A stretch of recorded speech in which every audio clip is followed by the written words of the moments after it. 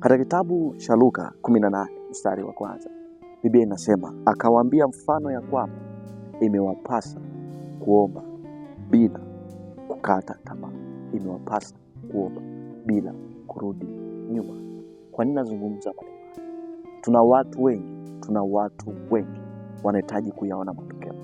Na kanuni ya Mungu kukupa matokeo kwenye maisha yako, kanuni yake ni kwamba anataka uombe pasipo kuchoka. Ukiendelea kusoma katika kitabu cha Luka 2-4, utaona habari ya mwanamke mjane aliyekuwa anamwendea kadhi dhalimu. Alikuwa akimdai haki yake mara kwa mara. Ikafika wakati kadhi dhalimu akaleta haki ya yule mwanamke, akampatia haki yake. Nini ambacho nataka nikwambie mtu wa Mungu? Huenda neno hili umelisikia na mimi nimekuja kulisema tena kwenye masikio yako.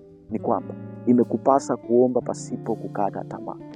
Unahitaji ndoa, unahitaji kazi, unahitaji heshima, unahitaji mafanikio, unahitaji biashara yako inuke. Imekupasa kuomba pasipo kukata tamaa, pasipo kuchoka. Biblia inasema ombeni pasipo kukoma. Maisha ya mtu yeyote hayajabebwa na matokeo. Maisha ya mtu yamebebwa na maombi. Unapoomba, matokeo yanapokuja yanadhihirisha namna ulivyoomba, yanadhihirisha namna ulivyojikeza mbele za Mungu ili Mungu akupatie. Mungu hawezi kukupa kama hujaonyesha bidii ya kuomba. Mwanamke mjane alionyesha bidii ya kudai haki yake, kisha akapewa haki yake.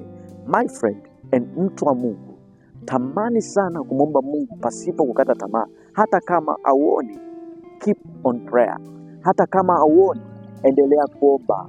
Hata kama haujajibiwa bado, endelea kuomba. Tunamwona Daniel aliomba ndani ya siku 21. Aliomba ndani ya siku 20. Alipokuwa hajaona majibu yake, akaongeza tena kuomba. Siku 21, malaika anamtokea anamwambia, maombi yako yanasikika. Let me tell you, maombi ya mtu yeyote huwa yanasikika. Kinachotakiwa ni wewe kuongeza bidii ili Mungu athibitishe na afanye kwenye maisha yako. Ukikata tamaa na kuhitaji kuona matokeo, Mungu hawezi kuleta matokeo wakati umekata tamaa, kwa sababu katika kipindi unakata tamaa ndicho kipindi umezuia majibu yako kuja kwenye maisha yako. Daniel hakukata tamaa. Hana kukata tamaa kwa sababu alikuwa anataka majibu ya kile ambacho ameomba Mungu kwa muda mrefu. Usikate tamaa, endelea kumwomba Mungu. Usikate tamaa, endelea kulitia jina la Bwana. Usikate tamaa, endelea kumtazama Mungu. Daudi anasema, nitainua macho yangu na nitazame milima. Msaada wangu unatoka wapi? Msaada wangu unatoka kwa Bwana aliyezifanya mbingu na nchi. Na wewe unatakiwa kunyanyua macho yako pasipo kuchoka. Mwambie Bwana, ninainua macho yangu, ninaitazama milima. Msaada wangu unatoka wapi? Msaada wangu unatoka katika Bwana. Mungu na akubariki sana.